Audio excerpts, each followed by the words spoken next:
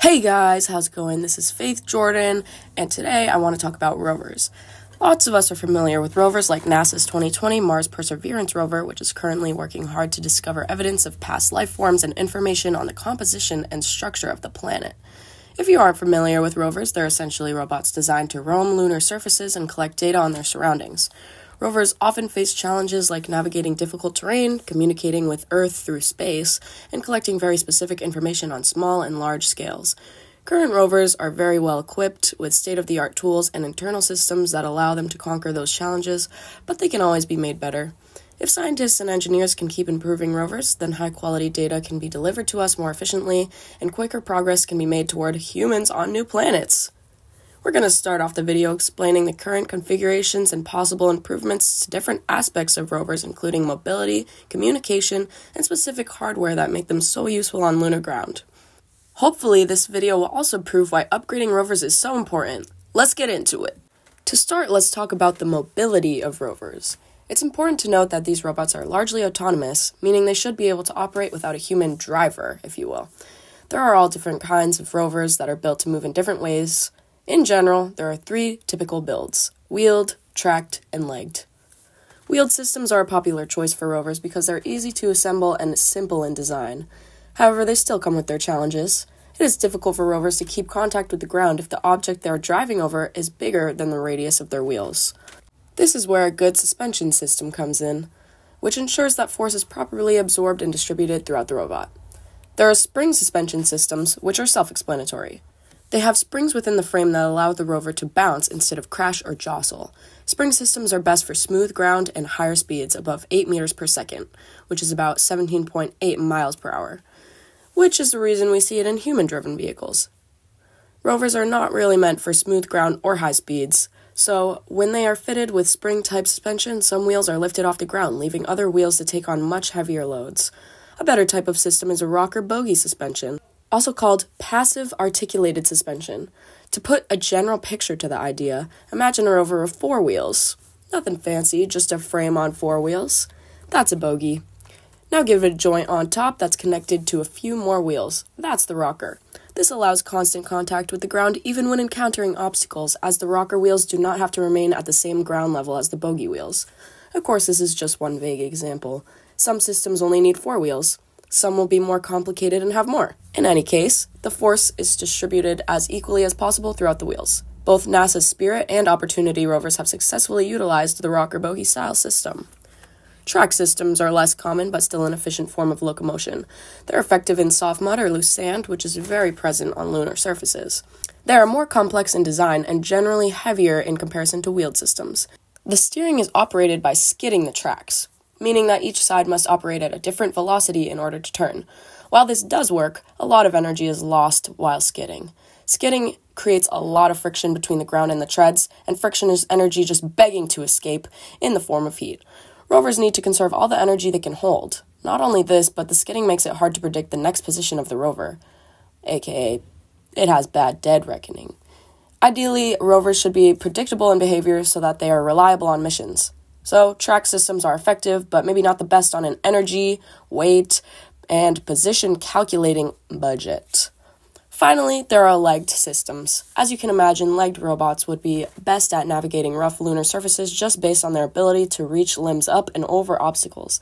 This would be great if they didn't have so many degrees of freedom, which creates a problem if you're on an actual budget.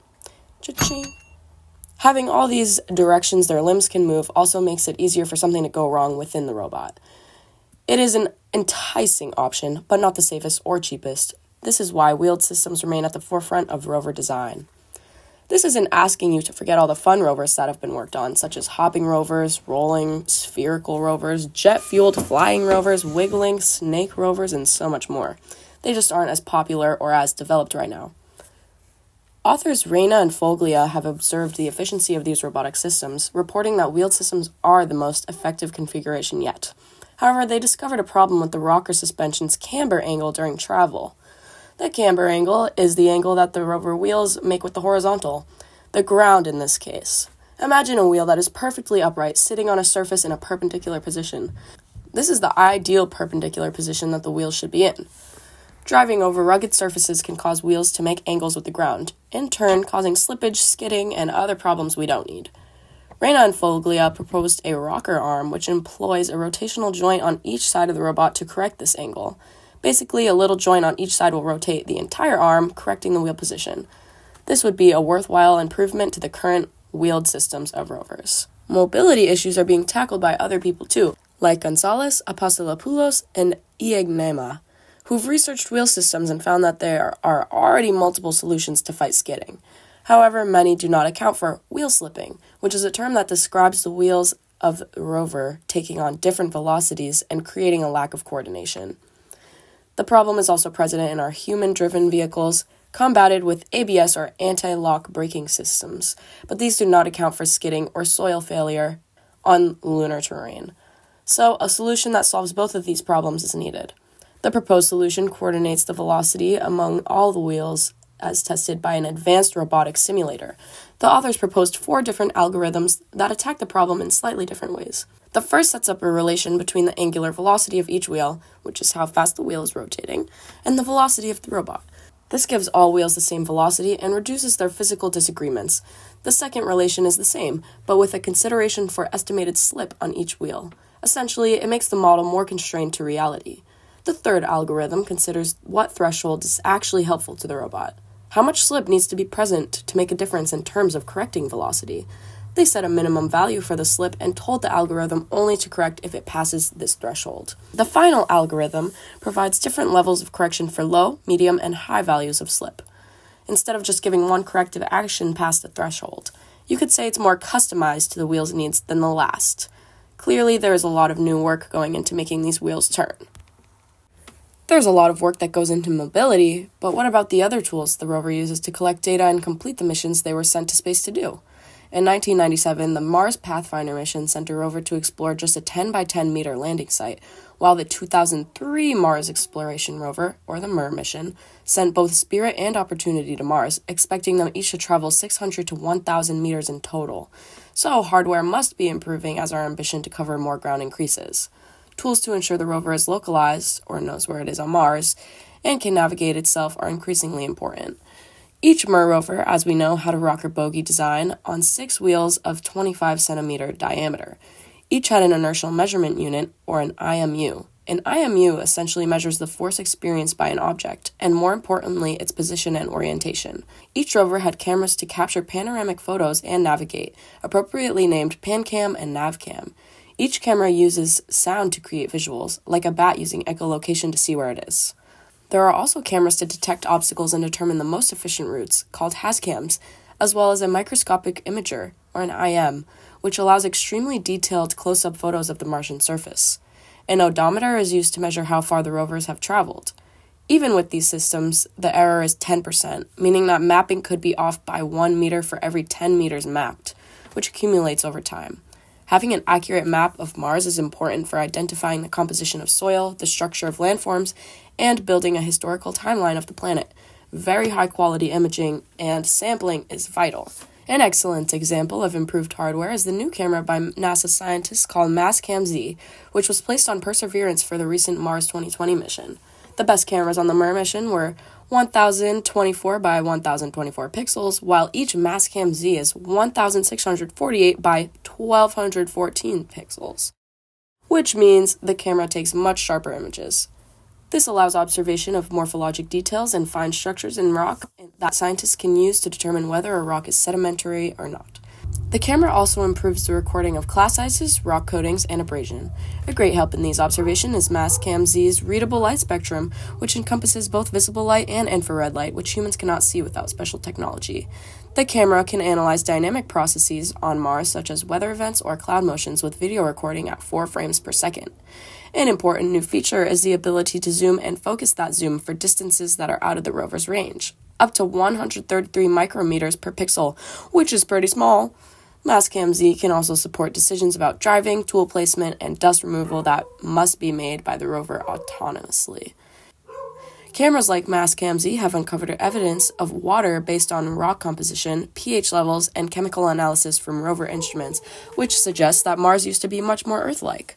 Scientists use the data to characterize astronomical conditions and trends, build a map of Mars' surface, and make the next mission more specific to the next goals. Additionally, rovers must be made to work together. A new mission is being proposed to send a fetch robot to Mars to collect and return samples from Perseverance to Earth. Hardware that allows drilling, storing, and depositing the samples are important to have on Perseverance, but the harder job is collecting the samples. The fetch robot will of course need a method to collect the samples, but how can it find the samples and correctly orient itself to retrieve them? This involves special methods that teach the robot how to identify the orientation of a sample tube using deep neural networks, or DNNs. This method of machine learning essentially treats the robot's mind as a human brain, which is able to form neural connections through artificial nodes. Basically, if you keep showing the robot many images of samples in a certain orientation with different lightings, it can learn exactly what it's looking for. Of course, it's difficult to recreate the lunar surface of Mars for this machine learning, and space technology is somewhat limited in the DNN scope, but it is an interesting challenge for engineers. Another important aspect of sending a rover to space is giving it a way to communicate with Earth, so we know where it is and can receive all the data it's collecting with that fancy hardware. Rovers from Mir could relay their position using UHF, or ultra-high-frequency radio systems, to communicate with Earth and stations orbiting Mars. UHF means that wavelengths are short, which makes sense because wavelength is dependent on how big the antennae are on the rovers, which is not that large. The rover emits a type of UHF waves called X-band frequencies, range 8 to 12 gigahertz, which are higher frequency and good for high-resolution imagery and video, but they experience path loss more easily than lower frequencies. The rover completes Doppler measurements, which account for the change in frequency as the waves travel through space, reducing some of the error in transmission. This has to do with relative velocities between the source and receiver, which is a deep dive into modern physics, so simply put, the rover adapts to this change. That was a very basic overview of how rovers communicate with Earth. But how do scientists think this can be improved? Authors De Curto, De Zarza, and Calafate wrote an article proposing a new method for rovers' communication with Earth from lunar surfaces using ultra-wideband frequency, or UWB, and multiband orthogonal frequency division multiplexing, or MBOFDM. UWB is a more short-range solution, generally defined as having a frequency greater than 500 megahertz, which has been described by authors as providing high data rates, low power consumption, and strength in a lunar setting. It penetrates obstacles and allows precise positioning. MBOFDM means that instead of one stream of data, the stream is split into many very close frequencies. Splitting data streams is efficient by using all available frequencies and being resilient to losing intensity. To give a comparison, the best 5G cellular networks on Earth are in the high bands of 24 to 40 gigahertz, which are good for long range but worse for latency than UWB. UWB also exhibits less path loss than a 5G solution. UWB would be especially useful for communication between lunar bases or nearby rovers and could even transmit data to Earth by jumping between satellites or space stations. By strategically placing 11 satellites in 500-kilometer increments between the Moon and Earth, those satellites could provide full coverage thanks to UWB. This new solution takes into account the multiple frequencies that could be used on rover missions and argues that UWB and MBOFDM can improve the way communication is done. This is great for communication with Earth and other rovers, which is essential for things like the fetch robot, or otherwise having multiple rovers on one surface. So, why do we do all this? To establish a human presence on new planets, to learn more about what we may have to face, or what lies in the history of the planets or objects we are observing. But why would humans want to move to other places in outer space? Not only is it extremely exciting by itself, but some resources on Earth are running low, and there are lots of people living here. If there were any way to create habitable environments somewhere else, it could be revolutionary for our continued survival. It may be difficult to see the reasons we are doing this right now, but by learning as much as we can about interstellar objects, we can make progress toward unimaginable things, like humans on Mars. Peace out.